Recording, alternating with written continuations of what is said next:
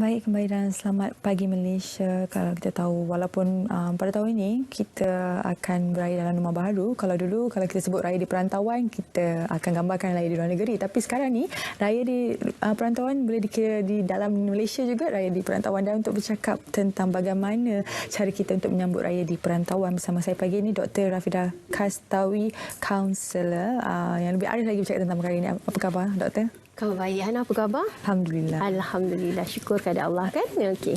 Okey, kalau kita cakap pasal raya di perantauan ni, mesti kita akan cakap beraya di luar negara. Tapi sekarang ni, kalau kita Melaka dengan Kuala Lumpur, dia kira perantauan juga. Betul. Terus ni apa pandangan Doktor tentang perkara raya? Okey, benar. Saya memang setuju dengan apa yang Hana katakan. Sebab bila kita sebut tentang raya di perantauan, kita teringat kepada mungkin pelajar-pelajar ya, ataupun mereka yang bekerja di luar negara.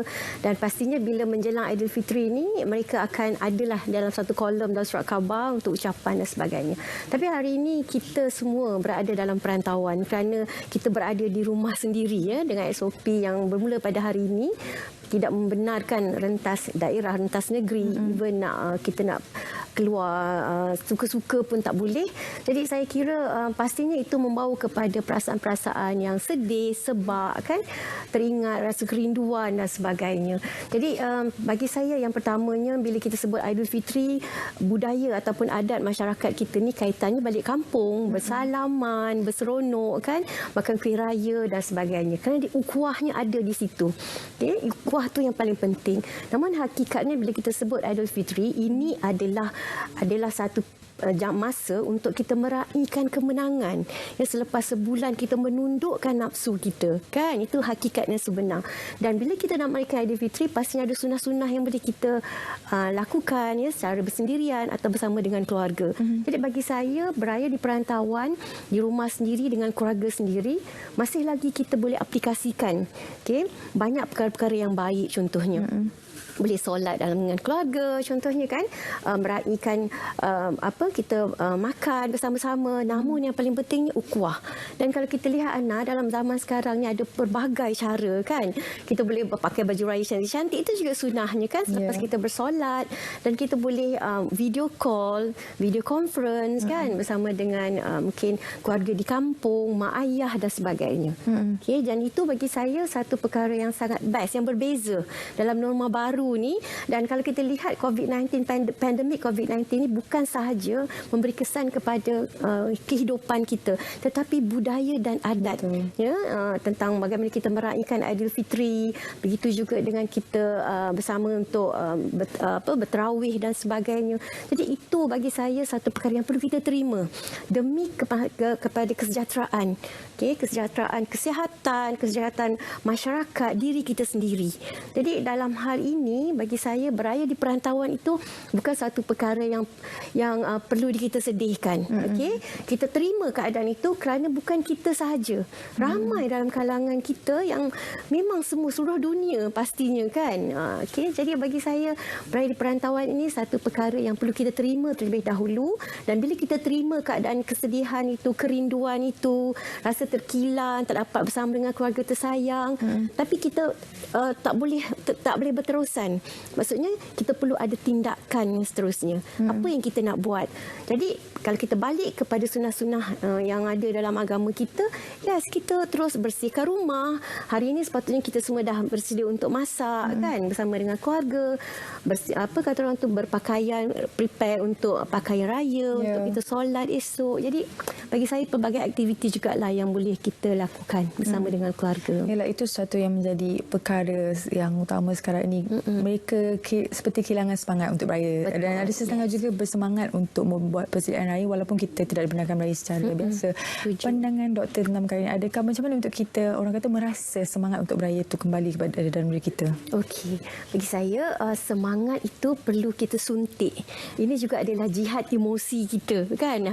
Daripada kita sebulan kita dah dapat menundukkan nafsu kita ya, dengan berpuasa dan sebagainya.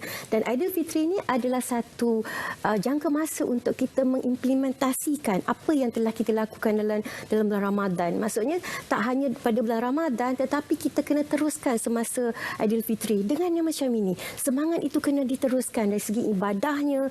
Yang paling penting kita jagakan ukhuwah itu. Ukhuwah tu perlu ada, biarpun kita dipisahkan dengan jarak dan sebagainya. Ada banyak perkara-perkara yang boleh kita lakukan, kan? Boleh WhatsApp ke, video call ke, banyak perkara yang boleh kita lakukan. Dan yang paling best juga bagi saya, kita cuba kembalikan semangat kad haraya. Kan kad raya ni macam dah lama kita tinggalkan. Ya. Contohlah ya, katalah dalam pagi raya selepas kita bersolat dan kita ada makan bersama-sama keluarga sebagainya. Apa kata masing-masing kita ibu dan ayah lah. Bagi saya ibu dan ayah adalah individu yang sangat penting dalam keluarga untuk membangkitkan semangat tersebut.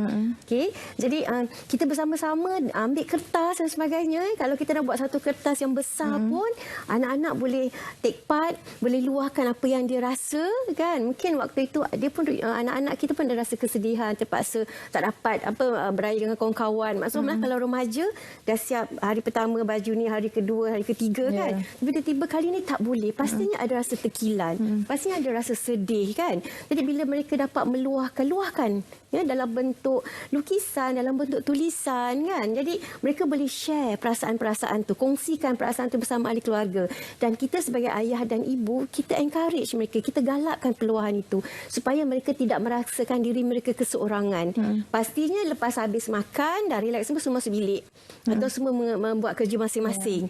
Jadi kita nasihatkan ataupun kita berikan cadangan untuk mereka pun tanyakan pada kawan-kawan yang mungkin stuck ya dekat bandar, tak boleh nak balik kampung, kan, dan sebagainya. Jadi mereka boleh share apa yang mereka rasa, apa yang telah pun mereka hasilkan. Kalaulah kata untuk nenek ataupun datuk atau keluarga di kampung, kita boleh buat dalam satu kertas yang besar, cardboard yang besar, masing-masing boleh tunjukkan apa mereka rasa, boleh share lagi, kan? Presentation. Presentation pada keluarga. Jadi itu juga bagi saya satu perkara yang sangat, mungkin satu perkara yang kita tak pernah buat sebelum ni. Dan kad raya ni dah lama pun kita tinggalkan, kan? Kita hanya pakai WhatsApp sahaja. Tetapi hakikatnya itu juga boleh membantu seseorang itu ataupun keluarga atau kelompok itu untuk membangkitkan semangat dikala masing-masing rasa sedih, rasa terkilan, ada juga rasa kemarahan tu sebab dah berhabis, kan? Tapi tiba-tiba kita dapat tahu kita tak boleh nak rentas negeri, balik kampung dan sebagainya. Jadi bagi saya perasaan itu perlu diluahkan, terutama bagi sahabat-sahabat ya yang memang berhadapan ada isu-isu depresi, ya, isu kemurungan, anxiety. Di kali ini kalau mereka stuck seorang ya, tak tahu nak ke mana, ya ini juga satu period, satu jangka masa yang begitu mencabar. Jadi bagi saya perasaan-perasaan itu terpendam dalam diri dan perlu diluahkan. Jadi jangan biarkan diri anda dalam keadaan kegelisahan sebegitu. Luahkan apa yang anda rasa kerana itu hak kita. Perasaan kita untuk rasa sedih, untuk rasa marah, untuk rasa terkilan, ya. Tapi luahkan dengan cara yang betul. Ambil kertas, luahkan apa yang you rasa. Satu demi satu, dan kalaulah dapat seseorang atau dapat bertemu ataupun menerusi video call ya, WhatsApp, ceritakan apa yang dah dihasilkan menerusi kad tadi. InsyaAllah saya kira perasaan itu lebih terurus, emosi itu lebih sejahtera dan membolehkan kita meraihkan Aidilfitri ya, dalam keadaan yang lebih baik, lebih menerima keadaan yang pandemik sebegini dalam norma baharu. InsyaAllah. Ya, dan ada juga mengatakan bahawa walaupun kita tidak dapat beraya, tapi itu tidak makna untuk kita tidak menyaraikannya kerana itu memberi kesan kepada anak-anak kita yang kecil. Kerana mereka juga ingin merasa perasaan beraya itu walaupun mereka tidak dapat beraya kerana mereka tidak faham apa yang berlaku sekarang ini. Pandangan doktor tentang perkara ini? Okey, benar. Macam saya katakan tadi kan Hana, sebagai ibu ayah lah ya, kita yang lead, kita yang memimpin keluarga kita. Jadi sebagai pemimpin, kita pimpin diri kita dulu. Ya, kita jelaskan pada diri kita yang kita pun rasa rindu. Even saya sendiri pun terkesan. Ya, bila mak call, dia kata rindu masakan Kak Long. Ya, kita terus menitik air mata. Tapi pada masa yang sama, kita kena teruskan hidup. Kita sendiri kena convincekan diri kita bahawa kita rasa sedih. Kita rasa terkilan, tak dapat berbakti kepada orang tua ataupun kepada ibu ayah kita. Hakikatnya, bukan saya seorang. Semua orang, kan? Dan kita tak balik kampung, atas sebab kita sayangkan mereka, kan? Jadi sebagai ibu ayah, saya juga menjelaskan kepada anak-anak, dan anak-anak saya dah dewasa, mereka memang tahu. Tapi kalau anak-anak yang masih kecil yang teringat nak main bunga api, kan, main mercun, dapat nikmati air tangan nenek dan sebagainya, mereka pasti ada rasa kerinduan. Okay? Dan kita sebagai ibu ayah yang kena menjelaskan perasaan tu, dan kita share, kita kongsi perasaan kita dengan mereka. Macam saya katakan tadi, merusikat hari raya, kita buat sama-sama untuk nenek, kan? Dan yang paling best sekali bagi saya ialah kita dah siap kirimkan kuih raya, baju raya untuk mereka, supaya itu menjadikan mereka yang berada di sana pun tidak merasa diri mereka keseorangan, kan? Walaupun secara fizikalnya tak dapat, tapi sekurang-kurangnya itu sebagai wakil. Okay, wakil tanda sayang, tanda kasih, tanda ingatan yang kita di Aidilfitri ini, insyaAllah. Kalau Dr. boleh kongsikan antara aktiviti yang boleh dilakukan, pasti kita tak dapat boleh ziarah. Selain daripada melakukan antara aktiviti dapat mengisi masa lah anak-anak kecil juga di rumah dan juga ibu bapa, apakah aktiviti yang disarankan? Okay. Saya suka dengan soalan tu, sangat menarik bagi saya, sebab sebagai ibu ayah kita kena kreatif. Dalam keadaan sekarang ni, kita nak kesian pada anak-anak kita, dan sebenarnya bila kita bersama-sama dengan anak, itu juga membantu untuk kita menyuntik semangat kita, untuk berhari raya. Jadi selain daripada dekat hari raya, contohnya kita boleh bermain bunga api dalam kadar yang dalam kawasan pekarangan rumah, membersihkan rumah sama-sama pada hari ini. Mungkin sama-sama juga, bagi saya kalau anak perempuan, inilah masanya untuk bersama dengan ibu, dan di situ juga kita boleh share bagaimana ini resepi daripada nenek contohnya, yang ibu dapat, yang umi dapat. Jadi kita jadi sharing dari segi knowledge pun ada dekat situ, pengalaman dan sebagainya. Dan kalau anak-anak lelaki, pastinya inilah masa untuk dia bersama dengan ayah, abang dan sebagainya untuk membantu. Maksud saya, bila masing-masing tahu peranan masing-masing, jelas dengan perasaan mereka, membolehkan mereka dapat menerima keadaan itu dan ada tindakan. Tindakan itu untuk rasa tanggungjawab. Tak boleh rasa macam nak duduk dalam bilik seolah-olah macam tak ada pergi ke mana pun, tak payahlah pakai baju cantik-cantik, tak payahlah kemas rumah. No. Kerana kita tahu bahawa kita berhari raya adalah kita balik kepada fitrah kita. Okay, dan kita meraihkan kemenangan kita. Jadi kena raikan, dan banyak sunnah-sunnah yang kita boleh lakukan dalam keupayaan kemampuan keluarga kita.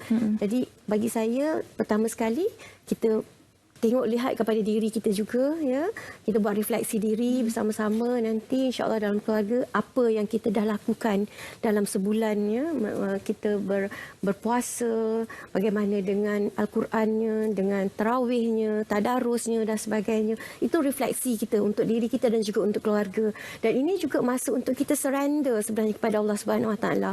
Dalam pada kita rasa kita mungkin selama ini kita lupa, mungkin selama ini kita rasa kita ada segala-galanya, tapi Allah boleh ambil dalam sekelip mata.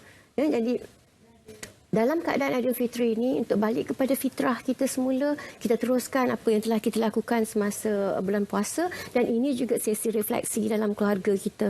Di sini juga bila kita terkurung dalam rumah sendiri, berhari raya dalam rumah sendiri, masa untuk kita mendengar luahan anak-anak. Jadi semasa mungkin dalam proses mengemas tadi, ibu dan ayah bercerita pengalaman, kan, dan anak-anak baru tahu macam mana cara nak buat benda-benda, perkara-perkara yang anak-anak kita mungkin dalam keadaan sekarang yang ambil senang lah, kan. Jadi bagi saya sharing itu, perkongsian itu dan penerimaan dalam peluahan emosi dan perasaan itu sangat penting. Jadi ibu dan ayah, ini adalah peluang ataupun masa untuk kita lead family kita, untuk kita menyuntik emosi dan perasaan yang best, yang menyeronokkan, yang memberikan tanda kita syukur, dan dengan penuh kesyukuran dan juga keinsafan apa yang telah pun kita lalui semasa Ramadan yang lepas, yang akhirnya hari ini, dan insya-Allah pada masa akan datang kita akan teruskan untuk menjadi insan yang lebih bertakwa, yang lebih mendekatkan diri kepada Allah Subhanahu Wa Taala, dan mensyukuri apa yang sedang kita lalui dan apa yang kita ada. Kerana kalau kita nak di Palestin sana, mereka berhari raya dan mereka isytiharkan tidak berhari raya. Jadi kita di Malaysia ini, kita berperang dengan COVID-19 dan bukan kita seorang, semua orang. Betul. Jadi yang paling penting, sejahterakan emosi kita. Agar dengan sejahtera emosi membolehkan kita dapat mensyukuri nikmat Allah Subhanahu Wa Taala ini, meraihkan Aidilfitri dalam keadaan yang sederhana, sensitif jugalah dengan mereka yang mungkin berhadapan dengan masalah keuangan, kan, masalah keluarga dan sebagainya, hubungan yang tidak dapat berhari raya dengan keluarga, dengan suami, anak-anak. Jadi kita kena sensitif dengan mereka yang mungkin Allah uji dengan ujian-ujian tersebut. Baik, terima kasih sekali lagi Dr. Rafidah Kastawiz, konsul satu pengurusan yang menarik. Semoga kita dapat memupuk semangat kita berhari raya kembali supaya kita jangan berasa sedih kerana ini tanda kemenangan kita sebagai umat Islam selama 30 hari kita berpuasa. Baik, terima kasih sekali Doktor kerana sudah bersama kami. Selamat Hari Raya, Hana. Selamat Hari Raya. Okey, sekarang ini kita akan terus ke lintas langsung Cerita Pagi dari Sarawak bersama dengan Monica Gary bercakap tentang pematuhan SJK ketika musim perayaan Aidilfitri. Silakan Monica.